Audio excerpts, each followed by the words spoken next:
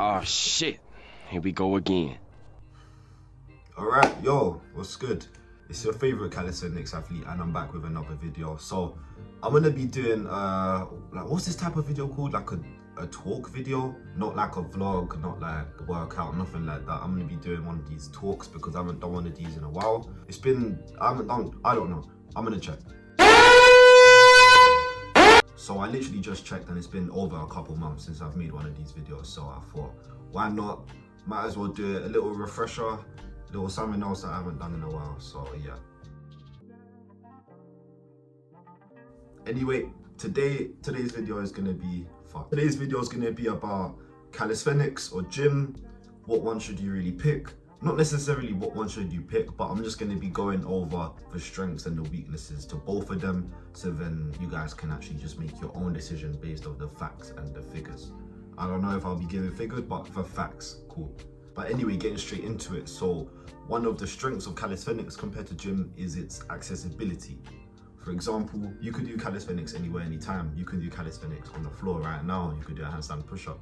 You could do handstand holds against the wall. So you could do so many things just with a surface or two. You don't need none of this fancy equipment. You don't need a bench. You don't need all these plates. You don't need all of this stuff that gym would need. Like a person who goes gym would need to actually carry out their exercise. A calisthenics athlete doesn't need nearly as much stuff. So that's one thing that calisthenics has on gym, and I'm gonna explain why. So the reason why accessibility is such a big factor is that a lot of people trying to get into fitness, surprisingly, are young people, you know, between the ages of like 12, 13, all the way to like 19, 20. That's like teenagers. And teenagers, obviously, you know, they're not gonna have much money typically. They're not gonna have much freedom. So it's really easy for them to get started with calisthenics as opposed to gym, because they could just start doing handstands against their wall after school, like during homework. But like a kid trying to go to gym, it would be too much for him, as in it would just take up his time too much. He might not even have the money, his parents might not have the, so that's why I think it's important that accessibility is good. Wait, did I make sense? You guys get what I'm trying to say. I think accessibility is really good because it's a good factor that actually helps a lot of people trying to get into fitness. So yeah, well, hopefully I explained that well. If I missed anything important, I'll definitely just quickly go over it while I'm editing. I'll just make a quick video. But that's one thing out the way. So the next thing is gonna be something about calisthenics. Wait, no. So the next thing is gonna be a strength that gym has on calisthenics. And straight off the bat, you guys probably already know this, like you can get bigger.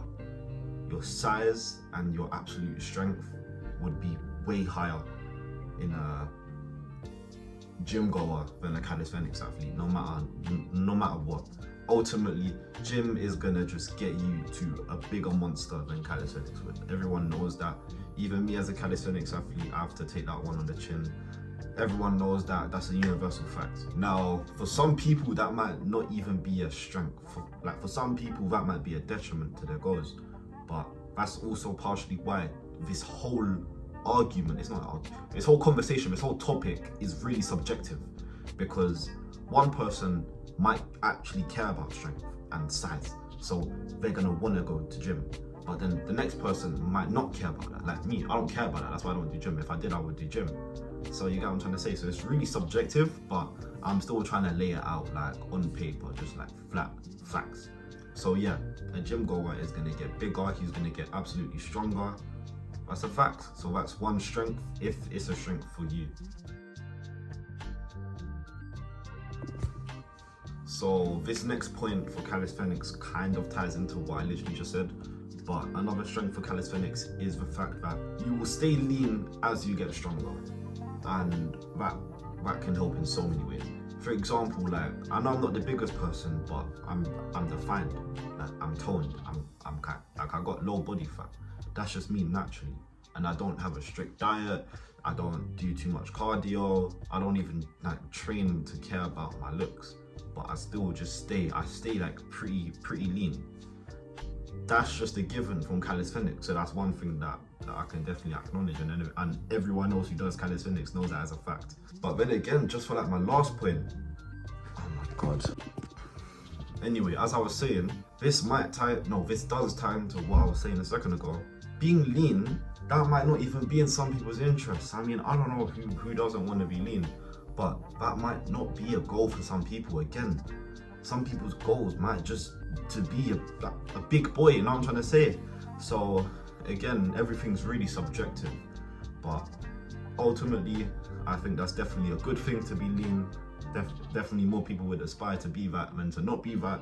So that's why I'm putting it here. The strength of calisthenics is that you will stay lean as you get stronger, which means that you're going to have great proportional body weight.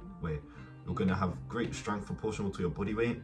So like, you would be able to outbench someone mathematically. Oh wait, okay, I'm gonna have to figure out how to explain this.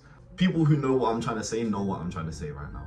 But for example, if you weigh, let's say me, if you weigh 60 kilos, 65 kilos, and you can bench 80 kilos for 4 reps, that's me, okay?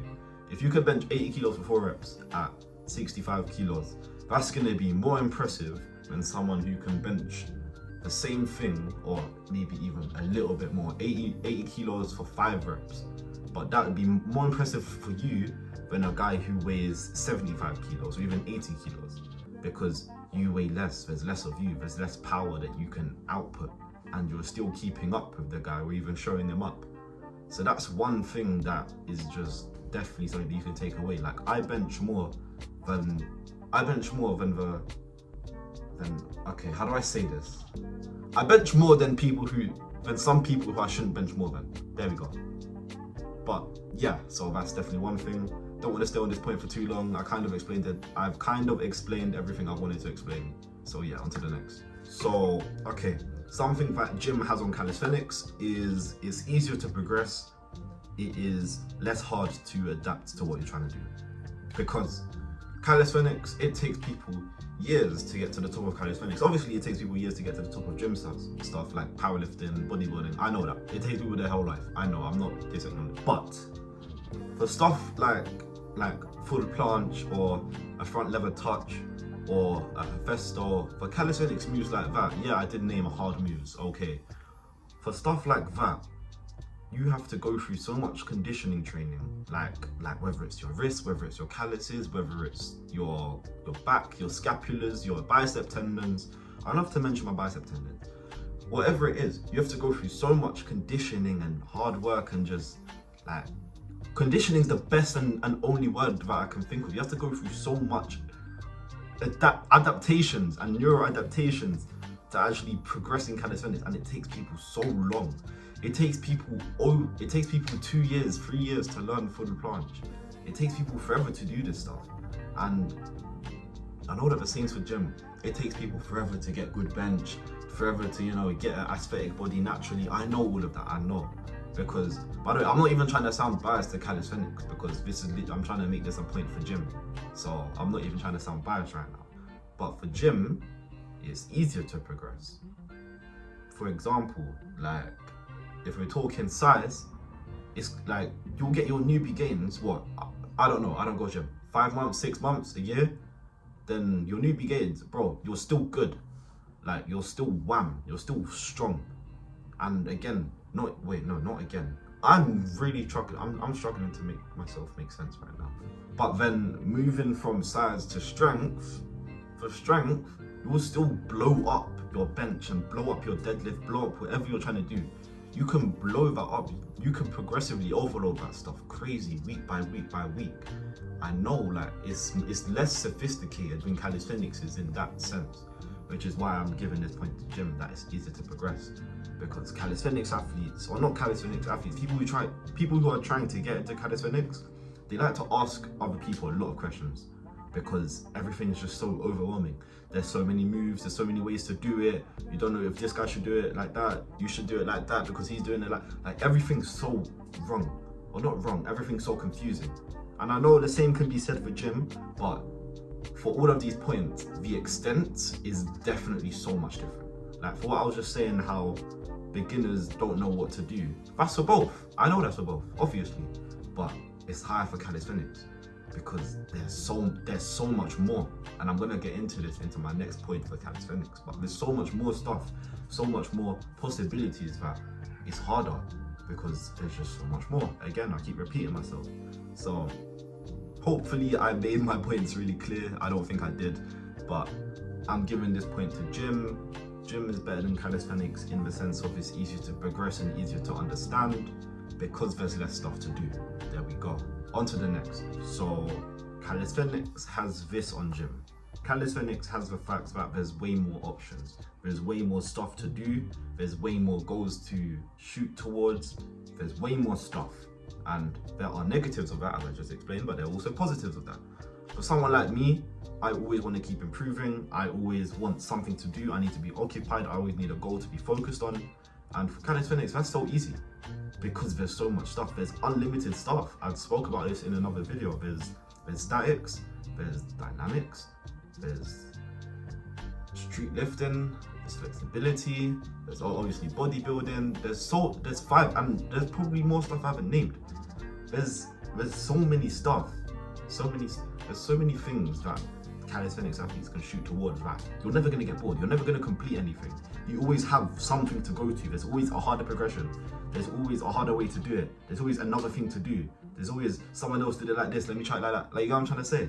So if that, and wait, I'm confusing myself again. And then obviously I'm going to keep repeating myself here. Everything's subjective because, as I just said, for some people, a lot of stuff that might be, you know, overwhelming. That's not what they want. They want it to be easy, plain, simple, so then they can understand it and progress more. Yeah, but it depends how you think about it. In this way, there's so much stuff. Nice, unlimited stuff. I'm always occupied. So that's why I'm gonna give this point to calisthenics, because you can do so many more things and you're not gonna get bored. You're always gonna have something to do, and yeah, you're always gonna have a goal to shoot towards, no matter how big or strong you get. I know that can be said for both, but you get what I'm trying to say. Okay, so another thing that I just thought about on the spot, a point for gym. I don't know why I keep saying points. I don't know if I might put a point system up when I'm editing. I don't know. But I don't know why I keep saying points. You know what I'm trying to say. I need to sort, okay, I'm getting sidetracked. So a point for gym is that it's more known, it's more common. And the reason why this is a point is that, not that like it's overly saturated, not that there's so much like whatever.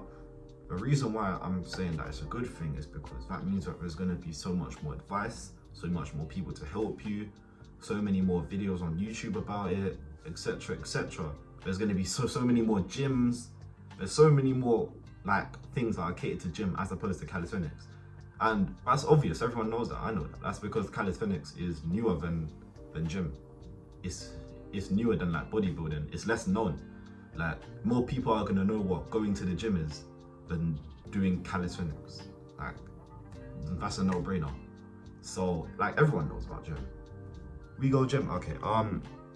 So yeah, that's definitely a point because it's gonna allow you to have more options to learn from, more things to take in. I'm kind of saying the same stuff, but okay. Wow, I'm really confusing myself. But yeah, gym's just been around for longer, so there's more research on it, for example. Another point I just thought about, there's more research on it, which means that good advice is gonna be way more researched, way more trusted than good calisthenics advice. Because obviously I know that if people have done their research, they've done their research, I know that as a fact. But it would be stupid to not admit that more research as a whole has been done on gym than calisthenics. That's literally common sense. So yeah, gym has that one. But as I'm saying, like, ultimately it's subjective. Do what you want. Do what's gonna make you happy. If you wanna go gym and you wanna get big, go gym and go get big. If you wanna do calisthenics and you wanna learn a handstand push up and you wanna stay lean and you wanna train wherever you feel like, go do it. Like, even though I'm giving you facts for both things, that okay, this is better here, this is better here, do what you want to do. It's not like you have to be completely optimal, you don't have to be completely sorted out, you don't have to be anything. Just do what you want at the end of the day, because if you train the way that you want to train, I've said this before somewhere, if you train the way that you want to train, if you train how you want to, where you are more engaged, where you're the most engaged, ultimately that's going to create the best results, no? In your mind and in your body. If you're training happily, you're going to be training best. Obviously, train whether you're happy or not. That's a different conversation, but train even if you don't feel like it. But ultimately, if you enjoy training, you are going to be better at what you're doing. That's a fact. But anyway, I just got done editing. Same day. This video is going to be out the same day, so I'm really proud about that. Yeah, I don't have anything more to say on the topic. I think I've said everything I wanted to. I think I've said everything I needed to. So I'm just going to end it here. Hello, mate. How you doing? Alright. See you guys in the next one.